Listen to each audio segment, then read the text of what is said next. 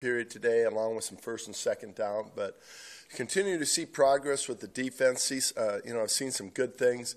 The tackling a little bit better. I thought last week we did a good job getting more people to the ball, but progressing. And some guys we're seeing, like a guy like Dez starting to show up a little bit more, especially in practice. And I think it shows a greater understanding. Had some things where we really saw trust being built, where guys really knew where guys were going to be, and that's a big part of it too, especially with the run game. Gus, is bend but don't break a fair way to describe kind of your defensive philosophy? Well, I don't know. I mean, it can appear like that, I guess. In some of the things they get down and we got to pick inside the 10, and someone would say, well, that was a bend but don't break type of series. So there's going to be times where we talk about wanting to be a physical type team, with our press corners, playing physical at the line of scrimmage, take away throwing lanes. So, we're trying to be aggressive, and the more and more things that we can do, I think that aggressiveness will show. So, bend but don't break, if it means that they got in the red zone and can get any points, in that time, that'd be accurate. Do you feel like you guys, though, defensively have tightened up in those situations? It feels like, just from what I look at the numbers, but when you guys have been kind of, within your own 30 or something. Right. I think that, under our principles, what we're trying to do is limit explosive plays. I think that's a big part of it. We found out, especially for us, is that if we give up an explosive play within a drive, that the chance for them to score is pretty high. So we're trying to do everything we can to limit those. I think last week in the passing game, they had one explosive play in the pass game. The week before, the numbers were low. So, as far as that's concerned, that's what we're really striving for, to keep the points number low. Is that a label you invite? Is that a good label? The label of what? I don't, as long as we win, but I know, some people talk about that because everybody wants it aggressive. Hey, we're an aggressive style defense. We will blitz every down. And, so that's not us. We won't blitz every down. We won't blitz, a high, over 50% of the time. But we do feel like our coverage is aggressive. We're going to be attacked, and we're going to attack with our defensive line. Our defensive line is more of an attacking front. We're not going to sit back and, make sure we take care of our gaps and things like that. We're going to be an attacking front. So I think the physicality and that part of it, when we talk to our defense, it's fast, physical, ball out. Every call we make, we want to make sure that we have those three things going for us. And every call that we design is with the idea to get the ball out.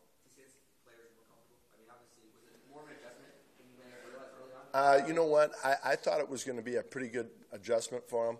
A couple things, I think. I think it's a really sharp football team, really football smart. I think I mentioned that before when you asked me about Pegs. I thought this team is really, the football intelligence is very high. So I thought they've picked up on the concepts very well. But it is new, some of the things that we're doing. And we're finding some of those things out when we're in games. Hey, they did this. Yes, that's a weakness of the defense. Here's how we've got to handle that. And you try to go through all the possible weaknesses that could come up. And when the players know the weaknesses so well, it becomes a strength. We're not there yet. What are your impressions of Trevor Williams and what's sort of allowed him to make You know what? He is, as far as technique, what we're asking him to do, he is really, really bought into it. And I think that every play in practice, every rep he gets in a game, you really see him trying to stay true to it, and he's doing a really, really good job. Sometimes I've used the word solid. He does a solid job, but he has become better than solid for us. He is playing very well for us. Now, what we need to do is at big-time plays, he made a big fourth down stop. Those things add to it to where, I think you think of him in a different light.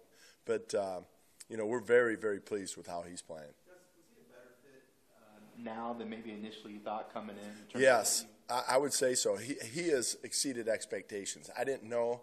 Again, you try not to have any perceptions about guys, what they can and can't do. But he's a guy that I think is the coaching staff has built a great deal of confidence in him. He's one of those guys where you say, all right, we don't worry about that. He's got a – I think the big thing for him is can he stay true to it? Because sometimes what happens with corners is they do things well and then they want to start big play hunting. And they start wanting to get away from it to try to make a play now. Well, if he just stays true to it, the plays will come. and then when he gets his opportunity, he has to make them. I think that's what we're watching now, to make sure, just stay true to it and trust those plays will come. It's kind of funny though, because you go into this year, and all the talk is Jason and Casey, Pro Bowlers, but the best part are Trevor. It's kind of you never know going into the year what's actually going to happen. Well, that's why every year is different, and Casey too is starting to, I thought he played better last game, and he's had a good week of practice. So, sometimes it's just opportunities, and when you get the ball thrown at you, and how many opportunities do you get? So, I think both those guys on the perimeter are playing pretty well. You guys are a defendant linebacker. Obviously, Denzel's injury was a big deal for you guys. How do you kind of mask that? Well, I don't know, mask. I think. You're seeing guys, we got some base linebackers, we have nickel linebackers, we have dime linebackers, and I think we're just trying to put guys in the best position possible where they can use their traits. You're seeing a lot of substituting at linebacker. It's not a traditional team, but here's our first and second down and third down Mike and our first and second and third down Will. We're not in position right now for that. So you're seeing a lot of guys move in and out based on what personnel grouping we're seeing and really the game. It really depends on the game. But, we're just trying to utilize all their skill set. Is that tough to ask, but the guys aren't being adaptable when you're moving? Well, I think in some areas it's good because, this linebacker can really lock into what he's going to be. Let's say he is a base Mike linebacker, and that's what his role is for us. Well, now he just really locks into those type plays. And then he's going to play the nickel Mike. Okay, you just lock into those set of plays. So I think it can kind of focus their attention, and we're just trying to utilize their skills.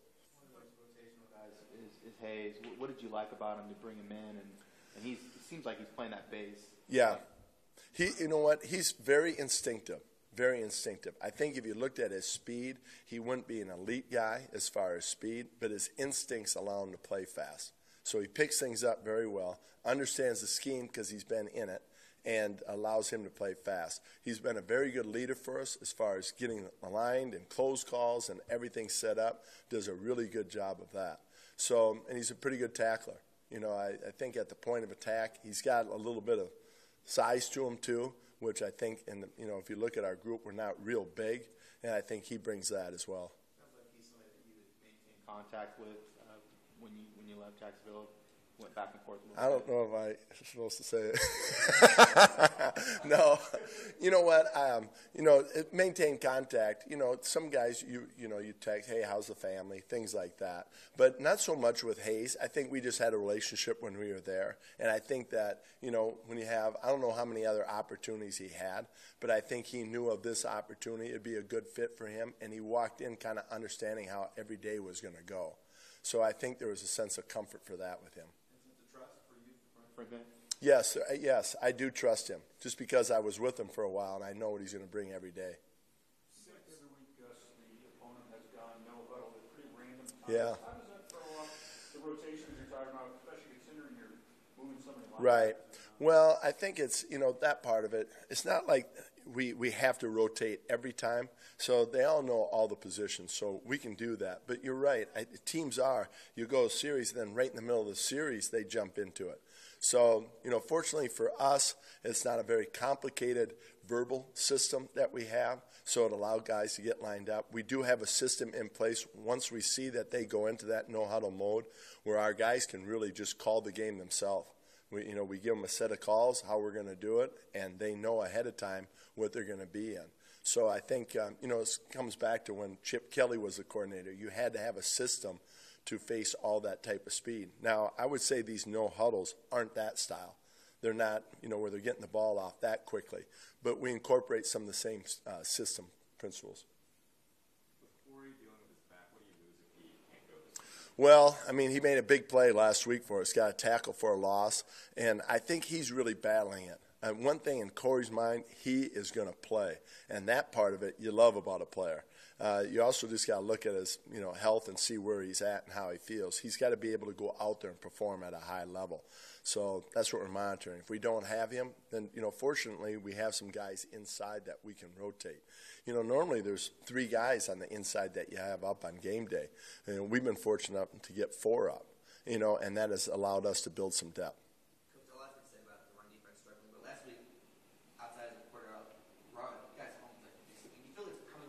It's better. It's better. Still not to where our standard is, what we're looking for. But I felt like our fits, we take extra day. We just did it again today. We walked through every run fit, and it's just the understanding and just keep repeating it over and over again. And so yeah, I saw improvement in that aspect. They got us on the jet sweep, which is a good play for them. But the other part of it, I just felt like it felt more like football. Felt more like run stopping football.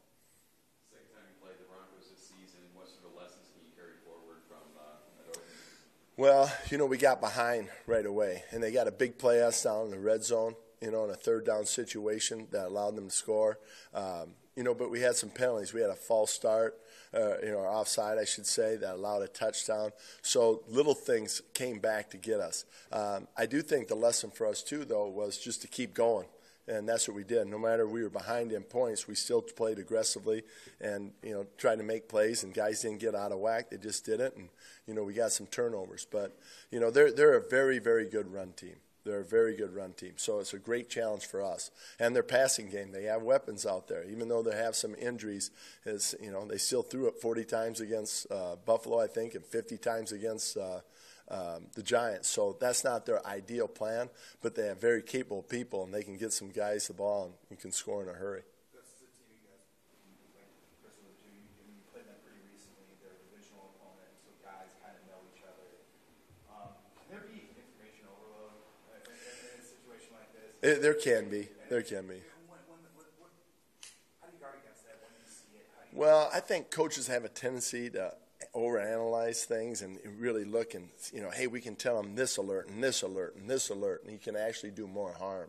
So I think it's for us is, hey, we know our style of defense. We know how teams are going to try to attack us. Let's make sure we take care of those things. And that's every week. Because we can watch tape and see a team, they're playing the Dallas Cowboys and they're attacking them this way. Well, our style is not like Dallas.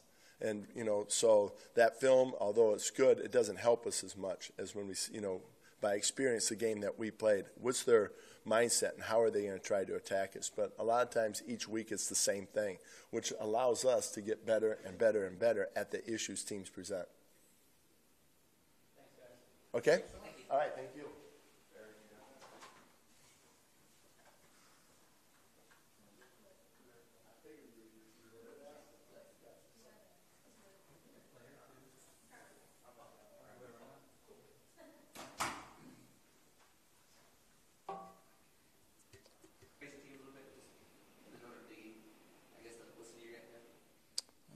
I guess so. It comes with it. Casey Hayward, Jason, they showed me the ropes. I'm still showing me the ropes. I'm still learning. But, I guess it just comes with the game. What was it like for you adjusting to Gus's defense this year? Do you feel like it fits you better than the scheme you were in last year? I think just by being my first year last year, it took a while for me to get used to the speed of the game. And year two, I don't know, even from high school to college, year two was always a better year for me. So, but Coach Gus, he does a great job, game planning and calling up schemes, and he puts the players in good position. I think week 7 last year was when you first got playing time on defense. Is that when you went into the Atlanta Falcons? Yeah. It's Yeah. obviously week 7 now. It's kind of crazy how which teams can change in a year. Just, do you think back about where you started from, practice squad last year, to come up to the point where now you had first career interception? Just to put it all in perspective a little bit. I think about it every day. I came in here undrafted with a chip on my shoulder, and it's just been an extra motivation for me ever since. And I just try to do my job and help these guys. Trevor, yesterday you talked a little bit about how much you credit your teammates for helping you. What specifically have they aided you in this year, being that you're out of second year getting these Dolphins? Just doing the little things right, paying attention to detail, and just trusting myself, trusting my abilities, and just going out there and doing what I do. Obviously, the Broncos are a little banged up at wide receiver. You might see some guys who, obviously when you play division opponent, you know them, you're familiar with them, but there's some players you guys might not be as familiar with. So how different is that watching this team and trying to study who you might be going up against? Well, I've got a chance to study the backup guys. They're pretty talented. And, we're all in the NFL, so you got to have some type of talent to be at this level. And I'm excited about the matchup. and I can't wait. How exciting was it for you to get your first interception, and what did you see on that play? It was long overdue. I just happened to study the same route concept I seen on tape, and I figured it was coming early in the game, and I seen the ball in there and just made a play.